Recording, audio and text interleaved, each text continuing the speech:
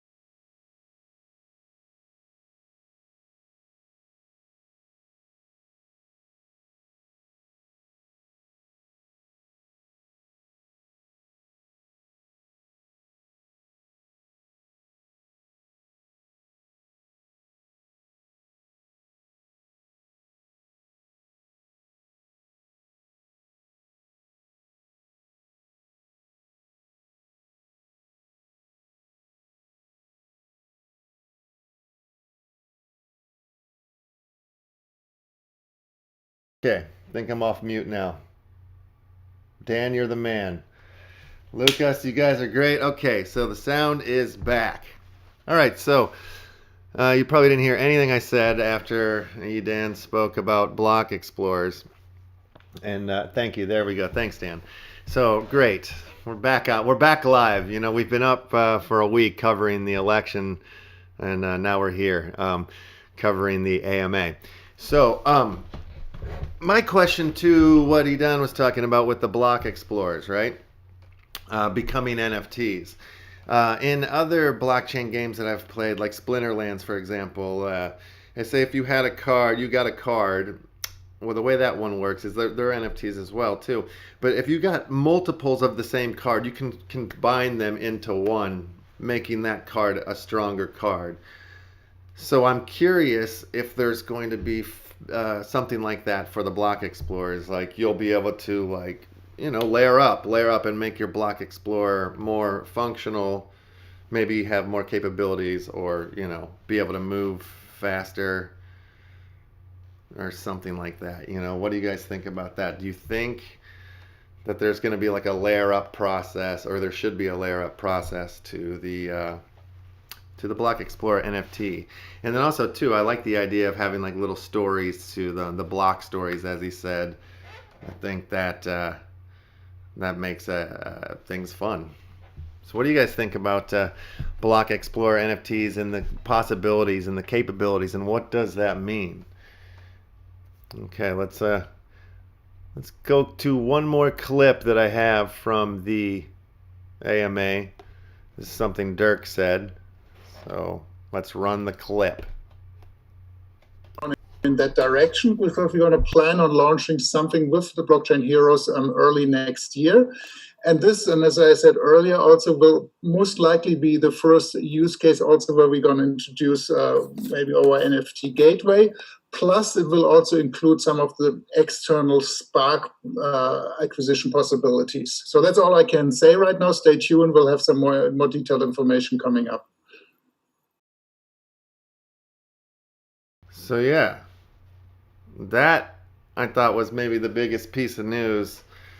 Kind of the most exciting little thing coming there. There wasn't too many surprises for me when I was listening to the AMA. I do feel like that they've pretty much fulfilled most of the things on the roadmap, and I'm just excited to see a new roadmap, which they discussed a little bit there. I think that we're coming up on the new year, and all of the we're there. I'm blown away. I'm excited. I'm nervous.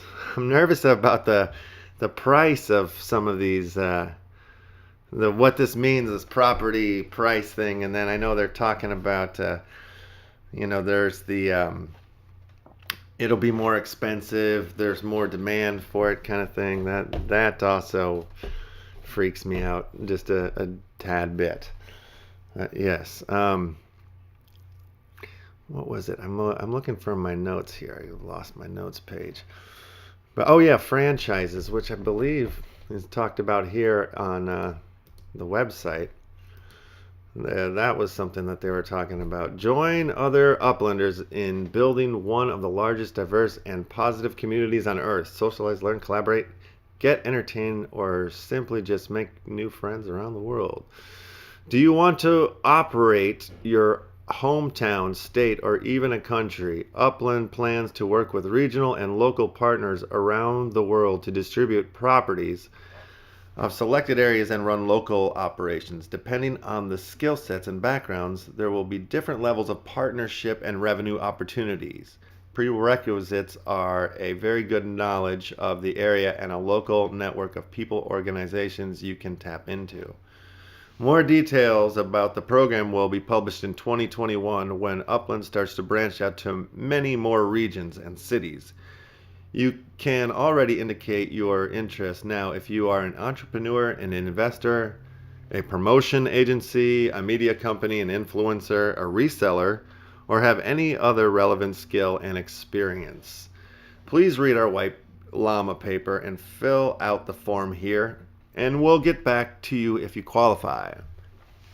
So, they're looking for partners. They're looking to branch out. They're looking to widen the experience and the metaverse. And I think this is interesting. They say here in the little thing, like, we're going to talk about this more in 2021. So maybe we'll get a little bit more information about that in the roadmap that's coming. I'm curious to see who is going to pounce on this. I know they mentioned in the AMA that they have new partnership but they didn't say who it was. It's too early to announce, which I get that. Let me change the image in the background real quick so I can get to my notes without you guys seeing behind the scenes here. Where is there it is. Okay, so let me go to this right here, because there's other questions I had. Oh, and about that partnership, I have a potential guess at, though somebody had asked the question about Upland using oracles and like getting in partnerships with a company like Chainlink, which huge Chainlink fan, think that's a good idea. And at that point, that's when Dan had said something about a new partnership that they weren't ready to announce yet. And kind of my theory or my guess at this here is a company called Luxo, and Luxo they're working with like NFTs and products in the real world. I believe they have like a company, or they've worked with a fashion company that put out T-shirts, and the T-shirts were NFT chipped in a way, so they couldn't be or copied. Nobody could reproduce them or whatnot because of this chip. And also, whatever art you see on the shirt would change with your cell phone holding it up to it. There's like an augmented reality feature in this. But Luxo, I believe, is a company that that's what their main function is like real world assets to the digital world or whatnot. So that's something I think that'd be my guess. What if that's one of the partnerships? That would be awesome if it is. That's just a guess, my only guess that I got for that. Let's see, what else do I have in my notes here? Oh, one of the other things I talked about I thought was pretty interesting was Spark, being able to obtain Spark in and outside of the game. Like say like okay, what does that mean? Like I'm thinking potentially, say like in the Upland fans Discord channel, or even the Left House, the Upland Action News Discord channel, or the Upland Discord channel. Many of what it's for example, what I'm getting at here. I know I'm stumbling and rattling around, but there are other cryptocurrency Discord channels that I'm involved in. One of them is called Energy with an I, and they have a energy rain room. And in that room, as long as you're chatting and whatnot, you can get an energy drop. So I'm curious if there's going to be like faucets like that in Discord, where if we're all chatting away, they'll break off little pieces of Spark to us or whatnot, for outside exterior ways of earning the coin.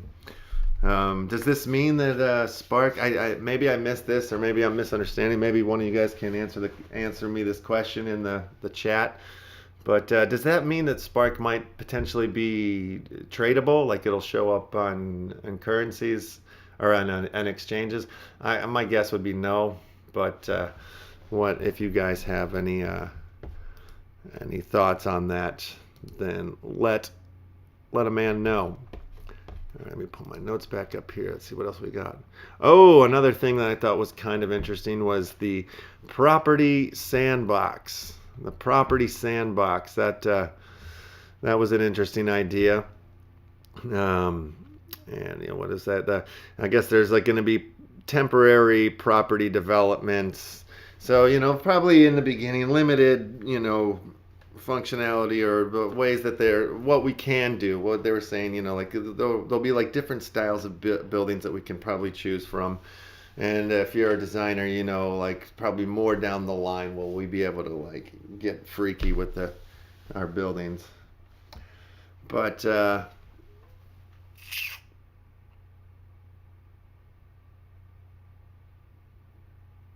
yeah, my question on that is if we are in this limited building stage or what, we build this one building, and then like down the line it comes to the point where, oh, you have so many more features for building, right? So does that mean you're going to have to kill your, you're going to have to demolish your old limited building to be able to build your new one? I believe that's so. But I wonder if there's going to be some sort of like a bridge function feature. One second here, folks. I have a guest coming into the room. Let's see if I can orchestrate this. Give me 1 second here as I am running everything. All right. Let's see. Bring that on and turn that off. Let's see what we got here. All right, Rekoyer, you're in the room here. Let's see, his audio's connected. Can you hear me, sir? Yeah. Hey, I got you, man. Awesome. All right, let me bring you into the studio here. Wonderful. How are you, sir? What'd you think of the AMA? Hey.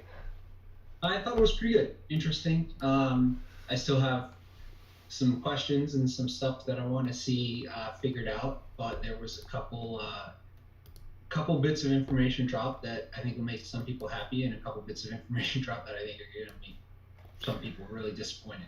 Yeah, I was wondering about that. There was, I believe it was one of your questions. I know I've talked to you about it a little bit, but the partnership or the building, the businesses, and being able to like build or having different multiple like shops in the same city or whatnot. Did that throw you through a loop a little bit?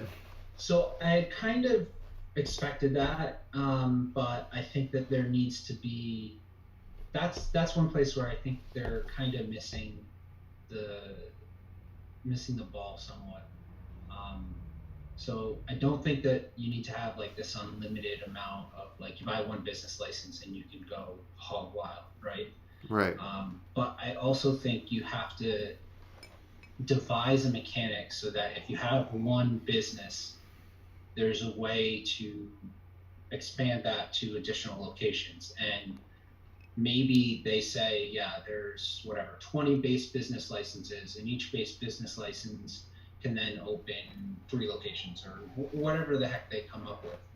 Because the thing is, if they over restrict it, and also businesses, part of the business mechanics is how much stock you can hold based on the size of the piece of land that you have.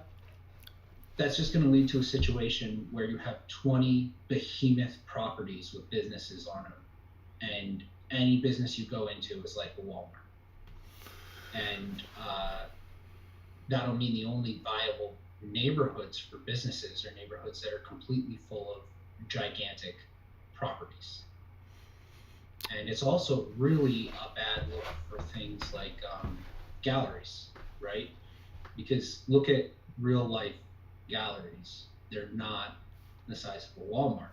They're usually, small, medium-sized places where you have a gallery opening of a collection, right? So when you're going to look at a collection, you don't want to be looking through 8 million things.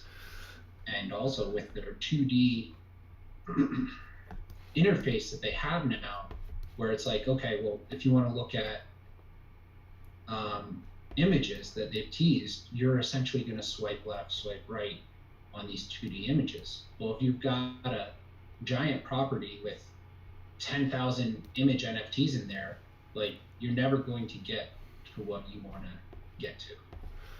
So those mechanics need to be thought out a lot, because I think that they have an idea based on the economy, but how it's going to present and how people using it and user interface and the player interactions, I think they're really missing the ball on that one. So we'll see how that comes out. Maybe when you go into a business, they'll be able to segment it into rooms, or you can do collections somehow, and maybe they'll figure out a way.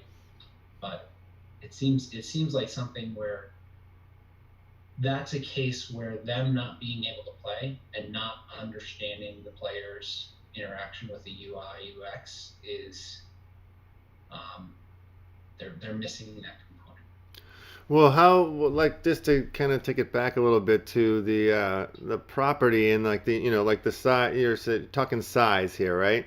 Say for Yeah. example, like the clay theater that I own, that I run my movie theater out of is a 38 property size, and like when you look at it on the board, it doesn't look that big, but it's like it's a movie theater in real life, right?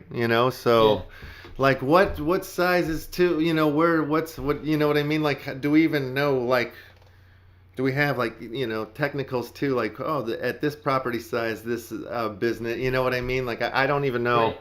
how that plays That's a in, good point. so like, I feel like some of those questions are some of what you're getting at too. Well, for sure, I like yeah, I know what you're saying. It's like 2D, and we are just on computers, and we're looking into, it's like I wonder if you can have pages once you get to, you know what I mean? Like, when you get to a business, is it going to operate sort of like its own little browser? Like you're saying, like one page could be a different room or something like that would host different, galleries or something. Like, I have no idea. Like, to me, when I start thinking about this stuff, it just seems so. Like it can go, it's endless. It can kind of go where it's gonna go, and I just know it's gonna take time. And like definitely, I heard that in the AMA. Like, when we get businesses, our buildings are gonna be limited to what we can build, right? Like they're gonna look kind of they're all the same in the beginning, or have like different variations, but. Like it's gonna take time before like the whole city starts to look very different. And my question on that though too is like, oh crap! So if we build like one of these limited buildings, and then it like down the line you get more capability to like build like a more fancier building, that means you're gonna have to demolish your old limited building to like start over, So, or I'm wondering if they're gonna allow or like give like some sort of like, well, since you're an early adopter and you built with the limited buildings, we're gonna give you like a bridge functionality into like you don't have to demolish, you can build on top of it or something like that, or add to. I think they don't know either, and they're building the sandbox half for us, half for them. To try to figure it out. Some ideas. Yeah.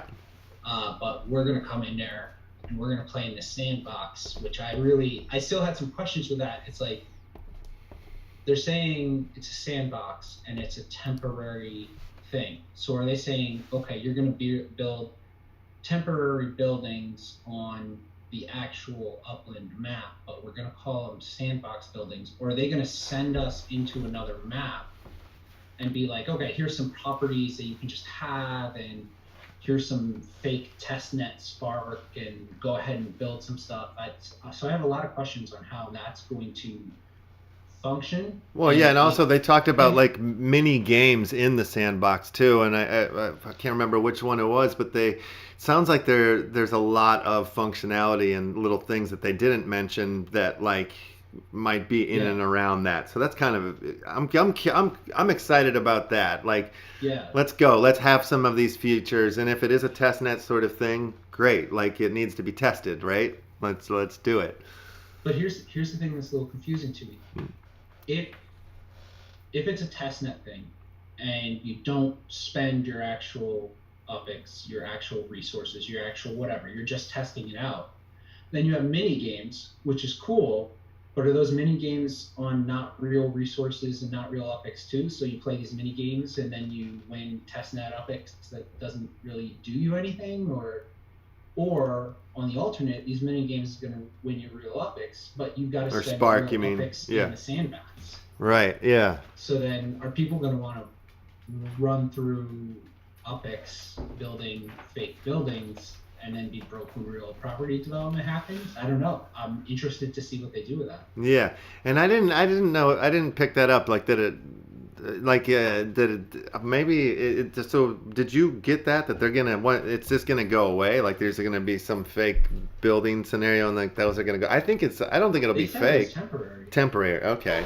Temporary buildings, and those buildings would go away once the development starts. But Gotcha. I don't know if the sandbox is a separate space, right, or it's right. just temporary buildings on the actual Upland map or whatever. Right, okay, I see what you're saying. More dissected. That needs to be like another. You got a whole nother AMA just on the sandbox idea and what the games are and whatever. Well, that's what these things do, is they just add more questions to the brain for sure. Oh yeah. Yeah. What was that? Was there anything that you were very excited about that made you happy out of that, or nothing too crazy? I'm just happy to get some more information on stuff and get a better idea of time frames, and they committed to, this will be this year, this will be next year. So that was good. I really liked the sandbox idea, depending on how they implement that, but that I thought was really cool. Yeah. Because that lets you make your mistakes, hopefully, when it maybe doesn't count. And maybe that's where they're going to test out this idea of additions onto buildings and putting properties together and whatever. So I think that was the biggest positive thing in there. They were like, here, we're going to build a mechanism for you to screw up in. Yeah. And hopefully it doesn't really cost you in the same way it would cost you if you screwed up making a building and having to tear it down and all that wasted spark and all that wasted time and whatever. So Yeah. That's cool. And did you get the sense that we're going to see that before the end of the year, or did they say that? I'm not sure if I heard it. I think I don't know that real property development will be before the end of the year, but Yeah. I think the sandbox will be. The sandbox one will be here. Very cool. Yeah. Yeah. One of the other things that I thought was kind of fun or interesting was the car racing. That was sounded pretty cool to me. It sounded like not close, but like just Yeah. like yeah, I can see how that works. That excites me. That excites me. The wasteland stuff is exciting. I think just like we just need more layers and levels to play. It sounds to me like the car racing's like street racing. Yeah. You go and drive around on the streets and whatever, and it's not tied to tracks or anything like that. Yeah. Which is kind of interesting. I don't know. I was trying to see how that'll play out. And, Yeah. but that's interesting for sure. I want to see how that works. Well, like, I was mentioning this a little bit ago, but, like with the ideas of block explorers becoming NFTs in some of the other games that I've touched or whatnot, like if you got like the same card, multiple cards, you can stack them and layer them and they get more powerful. Like, I wonder if there's going to be things like that for the block explorer, like, especially for if you're racing them, it'd be awesome if you can like compile, or there's things you can add to it to make yourself faster, or even make yourself like travel between cities faster or something. Like, what are the mechanics of your block going to be being an NFT? What are the functionalities and capabilities that'll come with that? That's what I'm curious about. I bet that's going to be all business driven. Like somebody's going to have to open up a car business, whether it's car manufacturing or it'll be more of like a car tune-up, car tweaking business where you bring in your jalopy of an NFT and you're like, I want to trade this thing in on something with a little more power or whatever. So I don't know. I bet that they'll set how the cars work. Like, this is how you build a car and this is the attributes and this is whatever. But I think that they're going to let the open economy take care of how that happens. Like, if you have a bunch of spark, maybe you can make your own really awesome car. But if you don't have a bunch of spark, maybe you've got to go buy a car or pay someone to upgrade your car or whatever. So yeah. I have a feeling they really seem to be really about the open economy, and they want to give the foundation, they want to give the base, but they're really looking for people to come up and create solutions to the problems as, either third parties in the sense that we as players are a third party and we're going to come up with our own business ideas, or third parties as in, I don't know, maybe Sparko or some other car brand is going to come in and open up some kind of car shop, or it'll be interesting to see how that.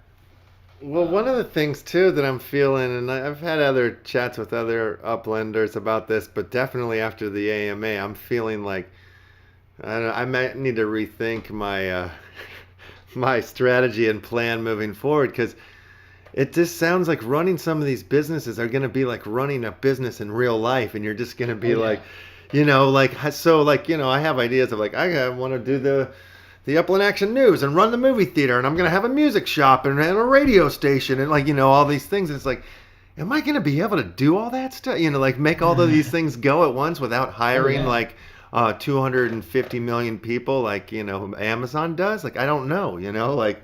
Well, you heard Eden. He was like, dude, you better put together a business plan and figure out what you're doing. Yeah, I know. It's just not my style. But yeah, I'm working on it. I'm working on it. Yeah. Well, we got a little bit of time, but I honestly think the people that in the background are putting together their business plans right now are gonna be really kind of in better shape. Yeah, absolutely. And I mean, obviously, I have some things, and I'm like working with fellas like you, and like we're scheming and dreaming, right? But it's like, as you get this information, everything changes. Like in my mind, it's like, oh, wait a minute, okay, gotta figure some of these things out, or just take them one step at a time, build one, get it off to the races, sell it, start a new bit. I don't know how this is gonna work. It's gonna be awesome though. It's interesting that you bring that up. I think that's legitimately going to be a mechanic that shows up. I think there's going to be entrepreneurs that come in and know how to set up a business, know how to set up some branding, know how to interact with the community, and they're going to build these businesses, get them up, get them running, and then sell them off to an uplander, just like having a IPO or whatever. Yeah, I think so too. And then they're going to be like, okay, cool. I put, whatever amount into this. I put 2 million UPX into generating this business. I just sold it for 10 million UPX, and now I'm going to start again a new business and build that one up and whatever. So, I think that's going to be a real thing, and I have some people in mind that I think might take that angle. Well, yeah, they were also talking to me. I mean, this is like they were mentioning, and this is like a big part of the whole experience is like collaboration, and like coming together. And like, I feel like that's how some of these projects are going to have to be. It's like, there's no way you're going to be able to do some of these things on your own. It's like community is everything. I've been having those discussions with some people about like, you're 100% right. You're gonna have to work together with people. You're gonna have to combine resources. You're gonna have to combine talents. You're going to have somebody that's running front end stuff and other people that are helping with art or building modeling or whatever. You're gonna have to have all of these moving parts and all of these partnerships, and there's going to be a lot of bartering, and I'm going to do this for you if you do this for me, and all of that's got to happen. So if you are one of those dynamic personalities that reach out and talk to people and whatever, you're going to do well. If you happen to be more of a wallflower, it's going to be a little bit more of an uphill battle for you. Right. It could be. Unless you're just like loaded and you have a bunch of bucks and you're just throwing bucks at people, I don't know. Well, yeah. There's a couple players that for sure definitely did that. Yeah. Yeah. No, there's all sorts of different level of citizen of Upland. You know what I mean? There's so many different and just like the real world. We talked about that on the podcast last night. Some of the stuff that went down, like Dizzy came into New York and it's like, all right, I'm buying 2,000 properties in New York in 4 days. Yeah. Which is absurd. It was, this is absurd. 1,000 was a big benchmark, and 1,500. Yeah, that's junkie status. Huge. Yeah, that's you got a problem. You got a problem if you're doing that. And then all of a sudden, out of nowhere, 2,000 properties, bang, done. Yeah. It's like, wow, that is an epic move. Yeah. And just the amount of clicks that you have to go through to buy 2,000 properties, right? How long does that take? Did he mention the length of that? Process and all that. And was it like, just bam, next property, boom, next property. Like, are you even like, oh, like checking it out, or are you just going? You know, you're just going. You're just like, yeah, you're Rockefellering the land. You're just taking. I'm sure he just wants to have a mechanic where like you drag a box across the screen, hit select all, buy. Yeah. You do that. This neighborhood. Buy. Yeah, buy the neighborhood. Is there a buy the neighborhood feature coming? Yeah, There's select all for everything on screen. That's ridiculous. Yeah. Yeah. No, it's that's cool. There's crazy stuff happening. I'm liking this 3-city dynamic. And Yep. people are like, I don't know, do I want to fly out to New York to do this, that, and the other? Do I want to fly back to San Francisco to vote in this fake vote thing? Yeah, that's what I did. And that only gets me a chance at maybe this 1 in 9 chance Stop. weird thing. Stop digging the knife in. That's exactly what I did, and I lost. I didn't even pick the right candidate. I'm not even messing with it. I'm just gonna stay in New York and do what I gotta do. I should have just stayed in New York. I mean, I just got to New York, and I was like, I gotta go back and vote. And then I was like, all right. And then, you know, I'm just floating around in New York right now until I feel like I've earned enough UPX to buy a plane ticket to go back. I'm working on a specific plan in New York that I've almost got. Oh, cool. I've got three things that I'm working on, and at least one of them, but it seems like a couple of them depend on me being in New York so that I can make properties for people and make trades and very cool. Do stuff. So I think I might be in New York for a little bit. Yeah, it's weird. Like I'm trying to stay there for a second, but I feel like I'm missing something being there. It's weird. I feel like I should be back in San Fran. It's where all the action is. 45 minutes away. I know. You want to go? Go. I know. You're right. No problem. Well, that's now that I have the Terminal 7 in Fresno, I was literally taking the train like every day, like just going down and like doing some work and just coming back up. It's like it's nothing. Yeah, it's like a commute. I think it's great. I think they did way better with the train mechanic than the plane mechanic. Yeah. Well, I mean, in real life, that's how it goes. The train's way more fun, and the plane's an annoying hassle. So they got that part right. That's a good deal. Yeah. So getting back to the AMA.